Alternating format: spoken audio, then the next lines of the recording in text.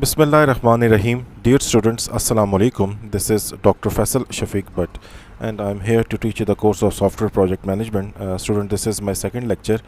और इससे पहले जो पहला लेक्चर हुआ था इसमें मैंने सॉफ्टवेयर प्रोजेक्ट मैनेजमेंट के हवाले से आपको तमाम कोर्स आउटलाइन के हवाले से हमने डिस्कशन की थी। मैंने आपको बताया था कि उसमें हमने अगले 16 वीक्स में इस कोर्स के हवाले से क्या क्या चीज़ों को डिस्कस करना है। कुछ जो टॉपिक्स आपको बताए थे जो आगे चल के इंशाल्लाह ताला हम उनको डिटेल में पढ़ेंगे। अभी तो सिर्फ उनको मैंने आपको बताया था लास्ट लेक्चर में कि क्या क्या इस कोर्स में होगा। उसके अलावा रूल्स रेगुलेशन CLOs और PLOs के हवाले से हमारी डिटेल डिस्कशन पहले लेक्चर में हो गई थी। तो आए स्टूडेंट्स, आज हम अपने कोर्स का फॉर्मली आगाज़ करते हैं और इंशाल्लाह ताला इस कोर्स को जिस तरह मैंने पहले लेक्चर में आपको बताया था कि बिल्कुल हम स्क्रैच से from the definition of software engineering start करेंगे। तो वहीं से इसे स्टार्ट करते हैं और फिर आहिस्ता आहिस्ता हम कोशिश करेंगे कि इस कोर्स को बिल्डअप करें और देखने की इसको ज़रूरत है इस कोर्स को कि हम इस कोर्स को क्यों पढ़ रहे हैं। क्योंकि सॉफ्टवेयर इंजीनियरिंग 1, 2 इस तरह और डिफरेंट और कोर्सेज़ आपने अपनी डिग्री में अब तक पढ़ लिए हैं, लेकिन स्टिल हमें इस कोर्स की पढ़ने की क्या ज़रूरत पड़ रही है। तो ये तमाम चीज़ें हम इंशाल्लाह ताला अपने इंट्रोडक्टरी लेक्चर्स में देखेंगे। तो आए स्टूडेंट, स्टार्ट करते हैं फॉर्मली अपने इस लेक्चर को। ये तमाम की तमाम कोर्स के हवाले से डिटेल्स हैं। इन डिटेल्स को मैं कल भी आपके सामने डिस्प्ले कर चुका हूँ। ये एक दफ़ा दोबारा डिस्प्ले की जा रही हैं और आई होप कि आप इनको पहले भी देख चुके हैं और एक दफ़ा दोबारा मैं आपको ये दिखा रहा हूँ। फिर as far as class participation is concern, student active class participation is very important.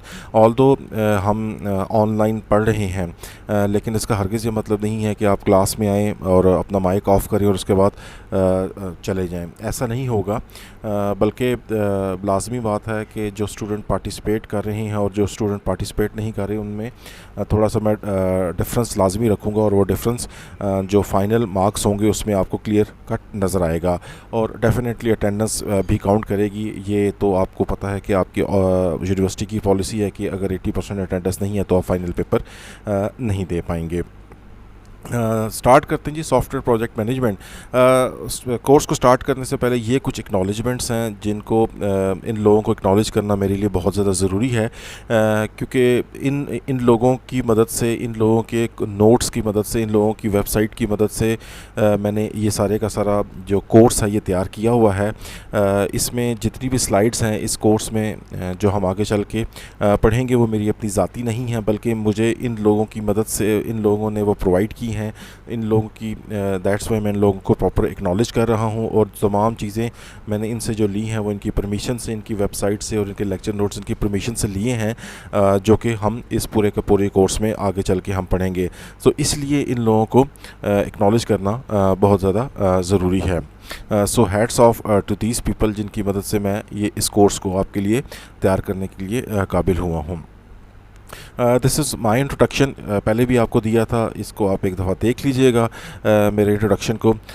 Start करते हैं स्टूडेंट्स हम बाकायदा कोर्स को, और इसमें जो हमने स्टार्ट करना है वो basic definition of software engineering से स्टार्ट करना है। सॉफ्टवेयर इंजीनियरिंग की आपने इससे पहले भी बहुत सी डेफिनेशंस देखी होंगी, पढ़ी होंगी सॉफ्टवेयर इंजीनियरिंग 1 में, लेकिन यहाँ पे जो सॉफ्टवेयर इंजीनियरिंग की डेफिनेशन देने का मकसद है कि हम इस डेफिनेशन को थोड़ा सा कोरिलेट करना चाहते हैं सॉफ्टवेयर प्रोजेक्ट मैनेजमेंट के साथ। तो पहले स्टूडेंट्स आएँ इस डेफिनेशन को पढ़ते हैं और देखते हैं कि इसका मतलब क्या है और फिर हम कैसे इसे कोरिलेट करना चाह रहे हैं सॉफ्टवेयर प्रोजेक्ट मैनेजमेंट के साथ। So what is software engineering? Basically software engineering is the establishment and use of sound engineering principles in order to economically obtain software that is reliable and works efficiently on real time machines. अब हमें ज़रा थोड़ा सा इसमें इस definition को breakup करने की ज़रूरत है। इसमें 2-3 की पॉइंट्स हैं जो कि ज़रूरी हैं कि उन की पॉइंट्स को हम समझें। सबसे पहले हम देखते हैं कि डेफिनेशन में लिखा हुआ है कि software engineering is the establishment and use of sound engineering principles.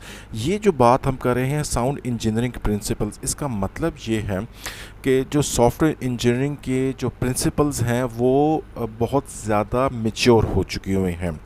शुरू में जब सॉफ्टवेयर इंजीनियरिंग बनी थी 1980s के बाद, जब सॉफ्टवेयर इंजीनियरिंग के डिफरेंट कॉन्सेप्ट्स इवॉल्व होना शुरू हुए थे, इतने ज़्यादा मैच्योर नहीं थे। लेकिन अब ये बात 100% प्रूव हो चुकी हुई है कि जब तक आप सॉफ्टवेयर इंजीनियरिंग की साउंड इंजीनियरिंग प्रिंसिपल्स को यूज़ नहीं करेंगे, आप एक अच्छा सॉफ्टवेयर नहीं बना सकते। So sound engineering principles. और ये जो इंजीनियरिंग प्रिंसिपल्स हैं सॉफ्टवेयर इंजीनियरिंग की, इन्होंने इन प्रिंसिपल से अपने आप को प्रूव कर दिया हुआ है कि इन इंजीनियरिंग प्रिंसिपल्स के बगैर आप अच्छा सॉफ्टवेयर नहीं बना सकते। सो बेसिकली सॉफ्टवेयर इंजीनियरिंग क्या है? Establishment and use of sound engineering principles. Establishment का मतलब है किसी चीज़ का बनाना। नॉर्मली होता क्या है, ये है कि डिफरेंट सॉफ्टवेयर हाउसेस क्या करते हैं कि हमारे पास सॉफ्टवेयर इंजीनियरिंग की प्रिंसिपल्स तो मौजूद हैं, लेकिन अनफॉर्चुनेटली वो इन प्रिंसिपल्स को यूज़ नहीं करते। So software engineering is the establishment. आप चीज़ों को पहले इस्टेब्लिश करें, बनाएं और फिर उन साउंड इंजीनियरिंग प्रिंसिपल्स को यूज़ करें। हम क्यों यूज़ कर रहे हैं सॉफ्टवेयर इंजीनियरिंग की साउंड इंजीनियरिंग प्रिंसिपल्स को, जो सॉफ्टवेयर इंजीनियरिंग की बेस्ट प्रैक्टिसेस हैं? हम इसलिए यूज़ कर रहे हैं ताकि हम जो सॉफ्टवेयर बनाने जा रहे हैं, जो कि मैंने पहले लेक्चर में भी आपको बताया था कि यहाँ पे हम जितने भी सॉफ्टवेयर डेवलपमेंट का जिक्र करेंगे वो मीडियम स्केल या लार्ज स्केल सॉफ्टवेयर डेवलपमेंट है। तो जो हम सॉफ्टवेयर इंजीनियरिंग की प्रिंसिपल्स को यूज़ कर रहे हैं, इसका मकसद ये है कि हम सॉफ्टवेयर को इकनॉमिकली बना सकें। ऐसा ना हो कि जो कॉस्ट हमने प्रिडिक्ट की हुई है वो सॉफ्टवेयर उस कॉस्ट के अंदर ही ना बने, तो उसका कोई फ़ायदा नहीं है अगर वो ओवर कॉस्ट होना शुरू हो गया है और आपको पैसे, आपके सॉफ्टवेयर हाउस को, आपकी कंपनी को, आपकी ऑर्गेनाइजेशन को पैसे उसमें बचने की बजाय उसमें आपको अपने जेब से पैसे लगाने पड़े हैं। क्योंकि याद रखिएगा कि सॉफ्टवेयर डेवलपमेंट का अल्टीमेट ऑब्जेक्टिव यही होता है हम पैसों को अर्न करें। सॉफ्टवेयर डेवलपमेंट जो हम कर रहे हैं वो किसी वेलफेयर पर्पज़ के लिए नहीं कर रहे हैं। अल्टीमेट ऑब्जेक्टिव ये है कि हम सॉफ्टवेयर डेवलपमेंट का बिज़नेस करें और उसमें से पैसे बचाएं। और दुनिया की डिफरेंट जो कंपनीज़ हैं जो कि आपके सामने हैं, माइक्रोसॉफ्ट है, IBM है, एप्पल है, ये बिज़नेस कर रही हैं, ये टॉप रेटेड कंपनीज़ हैं। इनमें से कोई भी कंपनी वेलफेयर के लिए काम नहीं कर रही है। सो अल्टीमेट ऑब्जेक्टिव इन इंजीनियरिंग प्रिंसिपल्स का, सॉफ्टवेयर इंजीनियरिंग के रूल्स, रेगुलेशंस, बेस्ट प्रैक्टिसेस का यही है कि हम इकनॉमिकली सॉफ्टवेयर बना सकें। और ये जो इंजीनियरिंग प्रिंसिपल्स हैं ये इस चीज़ को इंश्योर करती हैं कि अगर हम इन सॉफ्टवेयर इंजीनियरिंग की प्रिंसिपल्स को, प्रैक्टिसेस को यूज़ करें तो जो आपके पास जो सॉफ्टवेयर होगा वो इकनॉमिकल बनेगा। लेकिन एक बात याद रखिएगा, इकनॉमिकल का हरगिज़ यह मतलब नहीं है कि वो रिलायबल नहीं होगा। ये जो सॉफ्टवेयर इंजीनियरिंग की प्रिंसिपल्स हैं ये इस चीज़ को भी इंश्योर करते हैं कि आपका सॉफ्टवेयर रिलायबल हो और वो works efficiently on real time machines. यहाँ पे रियल टाइम मशीन से मुराद हमारे पास सिस्टम्स हैं, कंप्यूटर्स हैं। आपका सॉफ्टवेयर एक तो इकनॉमिकली बने और वो रिलायबल भी हो। रिलायबल से मुराद ये है कि जिस पर्पस के लिए वो सॉफ्टवेयर बन रहा है वो उस पर्पस को सॉल्व भी करे, उसके रिजल्ट्स पे एतबार किया जा सके, एंड वर्क्स एफिशिएंटली, और एट द सेम टाइम वो बहुत एफिशिएंटली आपकी डिफरेंट मशीन्स पे बने। तो ये स्टूडेंट्स एक डेफिनेशन है जो हमने यहाँ पे ली है सॉफ्टवेयर इंजीनियरिंग की, और उसको कोरिलेट मैं ऐसे करूँगा सॉफ्टवेयर प्रोजेक्ट मैनेजमेंट के साथ, क्योंकि जो सॉफ्टवेयर प्रोजेक्ट मैनेजमेंट की आगे चल के डिफरेंट एक्टिविटीज़ हम पढ़ेंगे जो प्रोजेक्ट मैनेजर आपका कर रहा होता है, उनका भी यही मकसद होता है कि जो आपका सॉफ्टवेयर बन रहा है वो इकनॉमिकली बने और वो जो सॉफ्टवेयर है वो रिलायबल भी होना चाहिए। तो इस तरह हम ये सॉफ्टवेयर इंजीनियरिंग की इस डेफिनेशन को सॉफ्टवेयर प्रोजेक्ट मैनेजमेंट की डेफिनेशन के साथ कोरिलेट करते हैं। तो इसलिए स्पेसिफिकली ये मैंने डेफिनेशन ली है, क्योंकि ये सॉफ्टवेयर इंजीनियरिंग की डेफिनेशन थोड़ी सी किसी हद तक आपके पास सॉफ्टवेयर प्रोजेक्ट मैनेजमेंट की डेफिनेशन के साथ भी कोरिलेट करती है। जो इससे पहले शायद आपने डेफिनेशंस पढ़ी हो तो वो डायरेक्टली इस चीज़ को फोकस ना करी हो। जो पॉइंट्स हमने 2-3 यहाँ पे पढ़े हैं, जिसमें हमने ये साउंड इंजीनियरिंग प्रिंसिपल्स के हवाले से बात की है, फिर हमने बात की है कि सॉफ्टवेयर को इकनॉमिकली ऑब्टेन किया जाए and that should be reliable and works efficiently on real time machine. So student, this is the definition of software engineering. Now we come to the definition of software project management. Again थोड़ी सी definition लंबी है लेकिन मुश्किल नहीं है इंशाल्लाह ताला। इसमें भी एक एक पॉइंट को हम डिस्कस करेंगे। यू कैन सी मैंने यहाँ पे थोड़ा सा एब्रीविएशन यूज़ की है सॉफ्टवेयर प्रोजेक्ट मैनेजमेंट की, SPM, और नॉर्मली आगे हम इसको ऐसे ही सॉफ्टवेयर प्रोजेक्ट मैनेजमेंट को SPM के नाम से ही जानेंगे।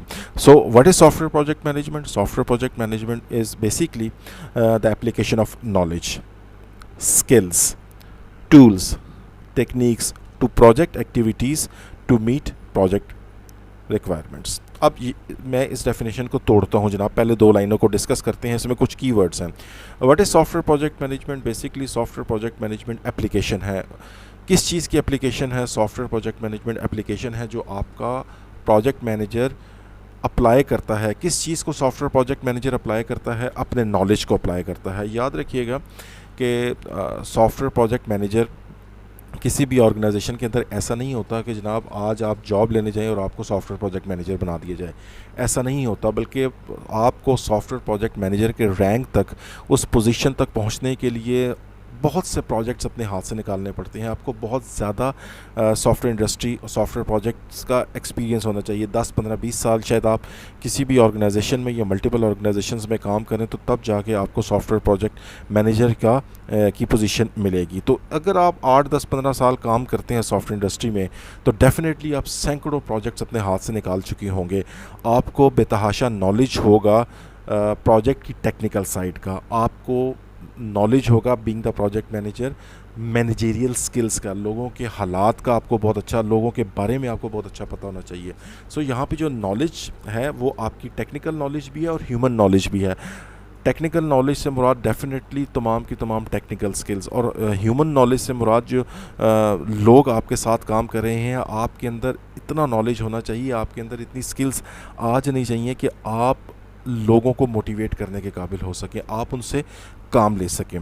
सो यहाँ पे नॉलेज से मुराद सिर्फ टेक्निकल नॉलेज नहीं है, बल्कि आपके पास लोगों के बारे में भी नॉलेज होना चाहिए। और ये नॉर्मली आपके पास आता है with the passage of time. जब आप डिफरेंट प्रोजेक्ट्स करते हैं और आपके पास डिफरेंट प्रोजेक्ट एक्सपीरियंस आना शुरू हो जाता है, आप डिफरेंट लोगों से मेल मिलाप करते हैं डिफरेंट प्रोजेक्ट्स में, तो आपको लोगों की साइकी के बारे में पता लगना शुरू हो जाता है। और जब आपको लोगों के साइकी के बारे में पता लगना शुरू हो जाता है, तो फिर आप बहुत इस पोजीशन में आ जाते हैं कि आप लोगों से बहुत इजीली काम ले सकते हैं। सिर्फ अगर एक बंदा टेक्निकल साइड उसकी बहुत अच्छी है, लेकिन अगर उसकी मैनेजेरियल साइड या ह्यूमन साइड अच्छी नहीं है, तो she can not be a good project manager. सो अच्छे प्रोजेक्ट मैनेजर के लिए ज़रूरी है कि उसके पास टेक्निकल नॉलेज भी और ह्यूमन नॉलेज भी उसके लिए ज़रूरी है। So software project management is the application of knowledge. अब आपका प्रोजेक्ट मैनेजर इस अपनी टेक्निकल नॉलेज को, अपनी मैनेजेरियल स्किल्स को, ह्यूमन नॉलेज को अप्लाई करता है। फिर डेफिनेटली उसके पास स्किल्स होंगी, फिर उसके पास टूल्स, जो यहाँ पे टूल्स से मेरी मुराद सॉफ्टवेयर टूल्स है, मे बी प्रोग्रामिंग के टूल्स हों, उन पे उस पर कंप्लीट कमांड होगी। जो टेक्निक्स हम आगे चल के पढ़ेंगे उन पे उस पर कमांड होनी चाहिए। To project activities, project activities से मुराद जितनी भी प्रोजेक्ट की रिक्वायरमेंट्स हैं, आपके प्रोजेक्ट मैनेजर को उन प्रोजेक्ट एक्टिविटीज़ पे ये सारी चीज़ें अप्लाई करनी हैं, ताकि आप प्रोजेक्ट की जो रिक्वायरमेंट्स हैं उनको आप कंप्लीट कर सकें। And normally software project management is accomplished through the use of processes. अब हमने पहले यहाँ पे कुछ टूल्स, टेक्निक, स्किल्स, नॉलेज की बात की। फिर at the same time software project management, आपका जो प्रोजेक्ट मैनेजर होता है, ये तमाम की तमाम जो चीज़ें हैं जो वो प्रोजेक्ट के स्टार्ट से ले के प्रोजेक्ट के आखिर तक करता है, इसमें कुछ प्रोसेसेस का इस्तेमाल करता है। तो यहाँ पे हम उन प्रोसेसेस का जिक्र करते हैं, और इंशाल्लाह ताला ये तमाम के तमाम प्रोसेसेस आगे चल के हमने सॉफ्टवेयर प्रोजेक्ट मैनेजमेंट में बहुत डिटेल में पढ़ने हैं। So software project management is accomplished through the use of processes like planning. अब ये प्लानिंग का कंप्लीट प्रोसेस है। अगले चैप्टर्स में जाके हम देखेंगे कि हम आपका प्रोजेक्ट मैनेजर प्लानिंग कैसे करता है। फिर जब आपका प्रोजेक्ट मैनेजर प्लान करता है, चीज़ें एग्जीक्यूट होना शुरू हो जाती हैं, दिस इज़ एग्जीक्यूटिंग। फिर उसके बाद चीज़ों को कंट्रोल भी करना होता है, चीज़ों को क्लोज भी करना होता है, फिर इनिशिएट करना होता है, कॉस्ट कैलकुलेशन होती है, टाइम कैलकुलेशन होती है, रिस्क मैनेजमेंट होती है, रिस्क के प्रोसेसेस हैं, फिर कंट्रोलिंग के प्रोसेसेस हैं, फोरकास्टिंग है, एवैल्यूएशन है, क्वालिटी रिक्वायरमेंट्स हैं। ये वो तमाम के तमाम प्रोसेसेस हैं जो आपका प्रोजेक्ट मैनेजर किसी भी प्रोजेक्ट को स्टार्ट करता है, उसको ख़त्म करता है, स्टार्ट करने से लेके ख़त्म करने तक उसे ये तमाम के तमाम प्रोसेसेस अप्लाई करने पड़ते हैं, और इसके थ्रू आपका प्रोजेक्ट मैनेजर अपने प्रोजेक्ट को कंट्रोल करता है। और जो मैंने पहले आपको चीज़ें बताई हैं, डेफिनेटली इन प्रोसेसेस के अलावा वो अपनी स्किल्स, टूल्स की नॉलेज को, टेक्निकल नॉलेज को डेफिनेटली अप्लाई करता है, ताकि प्रोजेक्ट की एक्टिविटीज़ को पूरा किया जा सके, और इन प्रोजेक्ट की एक्टिविटीज़ को पूरा करता है by the use of all these processes. तो आई होप स्टूडेंट आपको ये डेफिनेशन भी समझ आई होगी along with the definition of software engineering. आगे चलते हैं। अब ज़रा देखते हैं स्टूडेंट के, देखिए ये अगर सॉफ्टवेयर प्रोजेक्ट मैनेजमेंट है, अब ज़रा इसको थोड़ा सा ब्रेक डाउन करते हैं। इस पूरे की पूरे जो हमारे पास कोर्स का टाइटल है software, we all know what is software. ज़रा इसको देखते हैं, व्हाट इज़ अ प्रोजेक्ट, इसको ज़रा ब्रेक डाउन करते हैं, उसके बाद फिर आगे चल के मैनेजमेंट के हवाले से भी बात करेंगे। व्हाट इज़ अ प्रोजेक्ट, क्या होता है जनाब प्रोजेक्ट, इसको देखते हैं जनाब के प्रोजेक्ट की क्या डेफिनेशन है। Basically, a project is usually a one-time activity with a well-defined set of desired end results complex enough that the subtask required careful coordination and control in terms of timing, precedence, cost and performance. इसको ज़रा break down करते हैं और one by one इस project की definition को देखते हैं कि व्हाट इज़ ए प्रोजेक्ट. सो अगर हम स्टार्ट करें पहली लाइन से, what is a project? A project is usually a one time activity.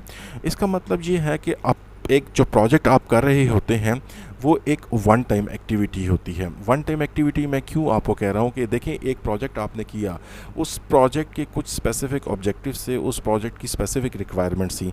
जब आपने वो प्रोजेक्ट की स्पेसिफिक रिक्वायरमेंट्स को कंप्लीट कर लिया तो आप दोबारा वो प्रोजेक्ट नहीं करेंगे. अगर आप दोबारा वो प्रोजेक्ट करेंगे तो इसका मतलब है कि आप री इन्वेंटिंग द व्हील कर रहे हैं, और नॉर्मली आजकल हम री इन्वेंटिंग द व्हील करते नहीं हैं. इसलिए जो एक प्रोजेक्ट हम करते हैं, जो उसकी आउटपुट होती है वो यूनिक होती है. एक दफ़ा उस आउटपुट को हम अचीव कर लेते हैं तो हम दोबारा उस प्रोजेक्ट को नहीं कर से. So that's why a project is usually a one time activity with a well defined set of desire and results. यहाँ पे जो मैं बात कर रहा हूँ well defined set of and results, उसकी रिक्वायरमेंट्स हैं. बड़ी क्लियर क्रिस्टल आपके पास रिक्वायरमेंट्स होनी चाहिए कि अगर मैं एक प्रोजेक्ट करने जा रहा हूँ तो उसकी क्या रिक्वायरमेंट्स हैं. जितनी अच्छे तरीके से आपको वो रिक्वायरमेंट्स का अंदाज़ा होगा उतना अच्छा आप उस प्रोजेक्ट को प्लान कर सकेंगे. डेफिनेटली आपके प्रोजेक्ट कॉम्प्लेक्स होते हैं. कॉम्प्लेक्स मैं इसलिए कह रहा हूँ कि कुछ प्रोजेक्ट्स ऐसे होते हैं जो 1 साल चलते हैं, 2 साल चलते हैं, 4 साल चलते हैं, 5 साल चलते हैं. उसमें कॉम्प्लेक्सिटी लेवल उनकी रिक्वायरमेंट के हवाले से भी हो सकती है कि उनकी रिक्वायरमेंट्स को अटेन करना भी मुश्किल होता है. आपके बहुत से लोग उसमें इन्वॉल्व होते हैं. कुछ लोग आते हैं, कुछ अरसा काम करते हैं, छोड़ के चले जाते हैं, फिर कुछ नए लोग आते हैं, नए पुराने लोगों को ज्वाइन करते रहते हैं. तो इस तरह ये प्रोसेस चलता रहता है. तो ये प्रोजेक्ट्स आपके कॉम्प्लेक्स होते हैं, इतने ज़्यादा कॉम्प्लेक्स होते हैं, बड़ी बड़ी रिक्वायरमेंट्स होती हैं कि आपको उन बड़ी बड़ी रिक्वायरमेंट्स को सब टास्क आप ब्रेक डाउन करते हैं. बड़ी बड़ी रिक्वायरमेंट्स को छोटी रिक्वायरमेंट्स में, फिर उससे छोटी रिक्वायरमेंट्स में आप उनको ब्रेक डाउन करते हैं. और याद रखिएगा स्टूडेंट्स, जब आप बड़ी रिक्वायरमेंट्स को छोटी रिक्वायरमेंट्स, उनसे छोटी रिक्वायरमेंट्स, फिर और छोटी रिक्वायरमेंट्स में उनको ब्रेक डाउन करने की कोशिश करते हैं, जिस तरह हम डिवाइड एंड कंकर का रूल आपने पढ़ा होगा. जब ये आप काम करते हैं तो उसका मकसद ये होता है कि चीज़ें ब्रेक डाउन इस हद तक हो जाएं कि उनको इजीली हम अटेन कर सकें, उनको इजीली हम एग्जीक्यूट कर सकें. लेकिन जब हम बड़े बड़े प्रॉब्लम्स को छोटे छोटे पार्ट्स में, सब टास्क में डिवाइड करते हैं तो फिर उसके लिए आपको बहुत केयरफुल कोऑर्डिनेशन चाहिए होती है, क्योंकि आपने मुख्तलिफ टास्क मुख्तलिफ लोगों को असाइन कर दिए हैं. छोटे छोटे टास्क आपने टीम के अंदर मुख्तलिफ लोगों को असाइन कर दिए हैं. तो जब आप ये काम करते हैं तो फिर उन एक एक छोटे छोटे टास्क के हवाले से आपको बहुत careful as a project manager coordination करनी पड़ती है, क्योंकि हो सकता है कि एक टास्क ख़त्म होगा तो दूसरा टास्क शुरू होगा, दूसरा टास्क ख़त्म होगा तो तीसरा टास्क शुरू होगा. अगर एक टास्क ख़त्म नहीं हुआ तो दूसरा टास्क भी डिले हो गया. इसका मतलब ये है कि एक बंदे की गलती की वजह से दूसरे बंदे का काम भी स्टार्ट नहीं होगा. तो that's why we need careful coordination and control in terms of timing, ताकि एक केयरफुल कोऑर्डिनेशन और कंट्रोल इसलिए चाहिए कि जो टास्क हमने लोगों में छोटे छोटे करके डिस्ट्रीब्यूट कर दिए हैं वो टाइमली फैशन में ख़त्म हो. अगर एक टास्क को 10 दिन दिए गए हैं तो वो 11वें दिन पे नहीं जाना चाहिए. What is precedence? प्रेसिडेंस का मतलब है कि कोई काम पहले करना होता है और कोई काम बाद में करना होता है. Being the software project manager, जो वो बड़े बड़े टास्क को छोटे टास्क में डिवाइड करता है, तो वो साथ अपने लोगों को ये भी बताता है कि पहले काम कौन सा करना है, उसके बाद दूसरे नंबर पे काम कौन सा करना है, तीसरे नंबर पे काम कौन सा करना है, and so on and so fourth. This is called precedence. और एट द सेम टाइम आपको अपनी कॉस्ट से मुराद जो पैसे लगने हैं उसके भी आपको बहुत कंट्रोल करना पड़ता है. और डेफिनेटली आपके प्रोजेक्ट मैनेजर का परफॉर्मेंस पे भी बहुत अच्छा कंट्रोल होना चाहिए कि जो चीज़ मुझे चाहिए इन तमाम चीज़ों के नतीजे में वो परफॉर्मेंस इन तमाम कामों के नतीजे में मिलनी चाहिए. कि जो हम इतना ज़्यादा केयरफुल कोऑर्डिनेशन कर रहे हैं, कंट्रोल कर रहे हैं टाइमिंग के हवाले से, प्रेसिडेंस के हवाले से, कॉस्ट के हवाले से, तो उसके हवाले से फिर अल्टीमेटली जो परफॉर्मेंस या जो रिक्वायरमेंट्स फुलफ़िल आपके प्रोजेक्ट ने करनी चाहिए वो लाजमी होनी चाहिए. आगे चलते हैं प्रोजेक्ट की डेफिनेशन में ही. The assignment of resources to accomplish specific results deliverable with a well defined schedule and budget. So आप क्या काम करते हैं कि प्रोजेक्ट में आप रिसोर्सेज लोगों को असाइन करते हैं. डेफिनेटली जब आपके पास कोई भी एम्प्लॉई आता है, प्रोजेक्ट स्टार्ट होता है, तो प्रोजेक्ट स्टार्ट करने के लिए ज़रूरी है कि आप अपने एम्प्लॉयज़ को कुछ ना कुछ रिसोर्सेज दें. आप उसको कौन से रिसोर्सेज दे सकते हैं? आप उसको मशीन देते हैं, लैपटॉप देते हैं, आप उसको बैठने की जगह देते हैं। इसके अलावा हो सकता है कि कोई और चीज़ परचेज़ करनी हो, आप उसको वो रिसोर्सेज देते हैं। तमाम के तमाम रिसोर्सेज देने का मकसद ये है अपने लोगों को कि जो भी हमने स्पेसिफिक एंड रिज़ल्ट्स या डिलीवरेबल्स हमें चाहिए, उन डिलीवरेबल्स को हम अटेन कर लें with a well defined schedule.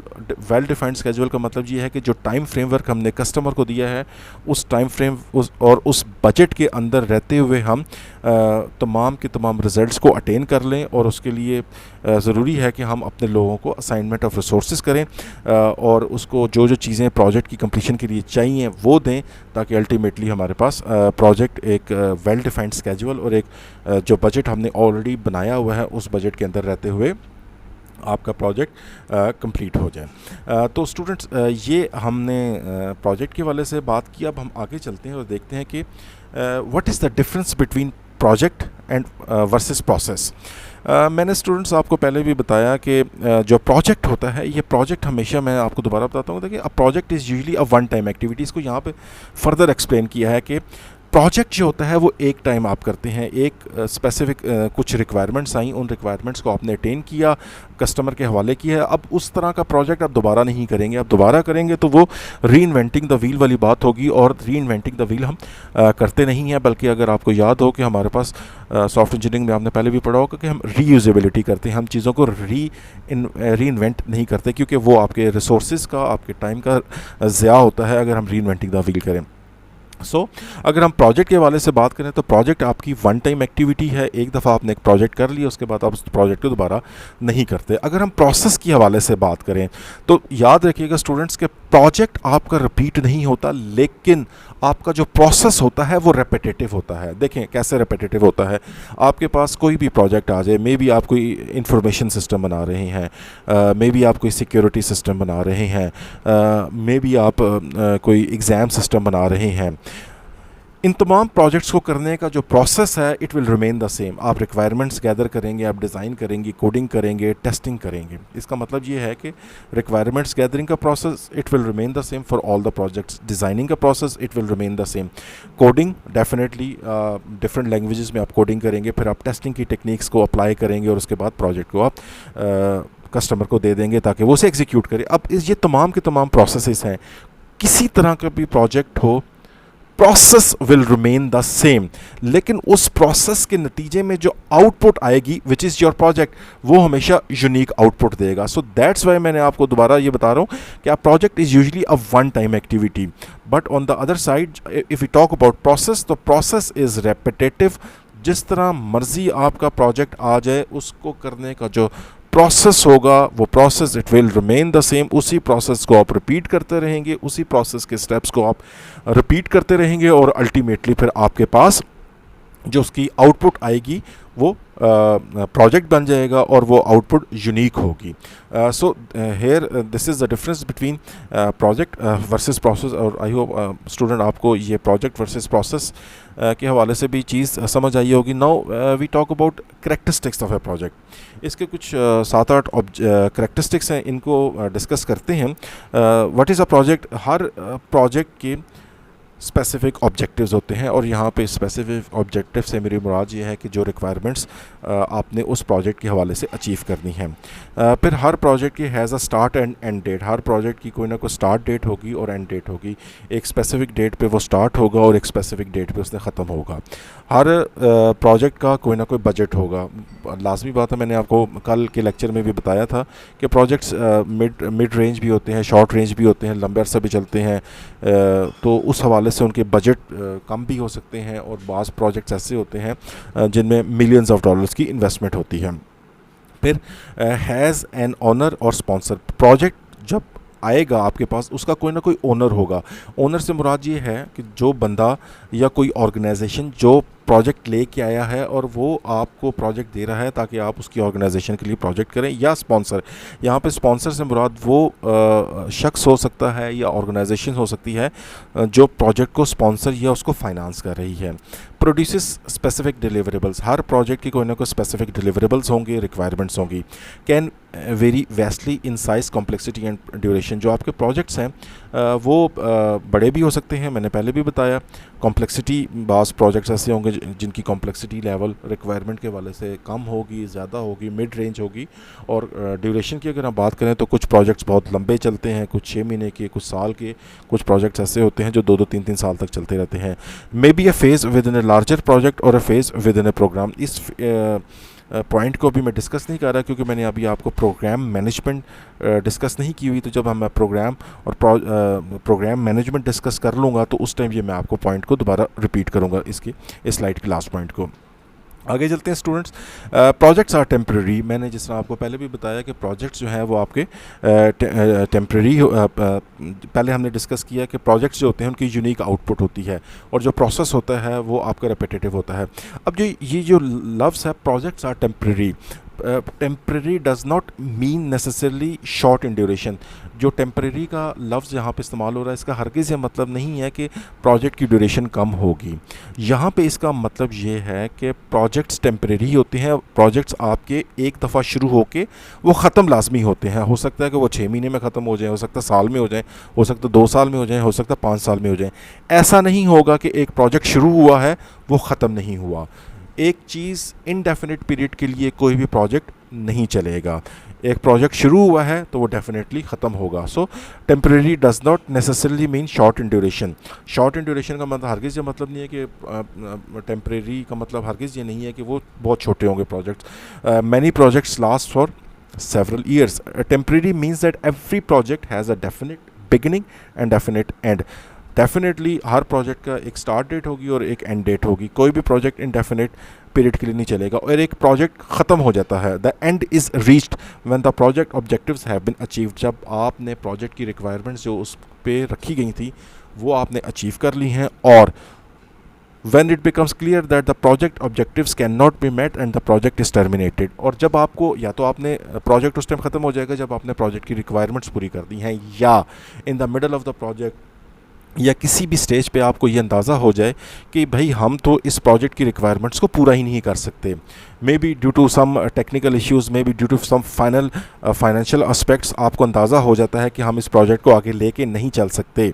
तो फिर आप क्या करेंगे? फिर आप प्रोजेक्ट को टर्मिनेट कर देंगे। इसका मतलब ये है कि या तो प्रोजेक्ट कंप्लीट होगा या वो टर्मिनेट होगा। इनडेफिनिट पीरियड के लिए कोई भी प्रोजेक्ट नहीं चलेगा। प्रोजेक्ट के ऑब्जेक्टिव्स कंप्लीट हो गए इसका मतलब है प्रोजेक्ट कंप्लीट हो गया। लेकिन जब आपको in the middle of the project, maybe later stages of the project, due to some technical issues, maybe due to some final issues, जब ये अंदाज़ा हो गया कि भाई अब हम इस प्रोजेक्ट को नहीं कर सकते तो आप इस प्रोजेक्ट को टर्मिनेट कर देंगे। सो दैट्स वाई ये जो बात है कि प्रोजेक्ट्स आर टेम्प्रेरी, ये इस चीज़ पे पूरा उतरती है कि आप या तो ख़त्म करेंगे प्रोजेक्ट को या टर्मिनेट कर देंगे। और याद रखिएगा जब भी आप प्रोजेक्ट को टर्मिनेट करते हैं तो डेफिनेटली आपकी ऑर्गेनाइजेशन के लिए काफ़ी ज़्यादा फाइनेंशियल लॉस होता है, क्योंकि आप उस प्रोजेक्ट को जिसको टर्मिनेट कर रहे हैं आप उस पर काफ़ी कुछ इन्वेस्ट कर चुके होते हैं और आगे चल के आपको पता लगता है कि अब हम इस प्रोजेक्ट को नहीं कर सकते।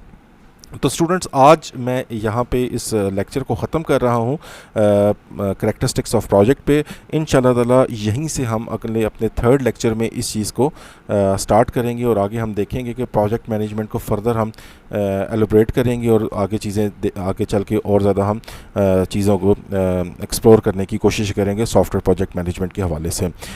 मेरा ये लेक्चर आप पढ़ेंगे, उसके बाद जो हमारा एक सेशन होगा क्वेश्चन आंसर्स का, वो उसी सूरत में सक्सेसफुल हो सकता है जब आप इस चीज़ को अच्छे तरीके से इस तमाम लेक्चर के पॉइंट्स को देख के आएँ और फिर हम अपना एक इंटरेक्टिव सेशन होगा, वो उसी सूरत में सक्सेसफुल हो सकता है जब आप देख के आएंगे। अगर आप पढ़ के नहीं आए और आप आके जस्ट क्लास में बैठ गए हैं ऑनलाइन तो फिर शायद वो इंटरेक्टिव सेशन इतना आपके लिए इफ़ेक्टिव ना हो। और फिर डेफिनेटली जब आप क्वेश्चंस मुझसे नहीं पूछेंगे या बिल्कुल माइक म्यूट करके आगे पीछे हो जाएंगे तो फिर उसका इम्पेक्ट आपके फ़ाइनल मार्क्स पे भी आएगा। सो स्टूडेंट्स यहाँ पे मैं आज का लेक्चर ख़त्म करता हूँ और इंशाल्लाह ताला मैं अगले वीक में तीसरे लेक्चर के साथ आपकी खिदमत में हाज़िर होऊंगा। उस टाइम तक मैं आपसे इजाज़त चाहता हूँ। अल्लाह हाफ़िज़। और आपसे एक रिक्वेस्ट है कि आप सेफ़ रहें और कोरोना के हवाले से एहतियात करते रहें। Thank you very much students. खुदा हाफ़िज़।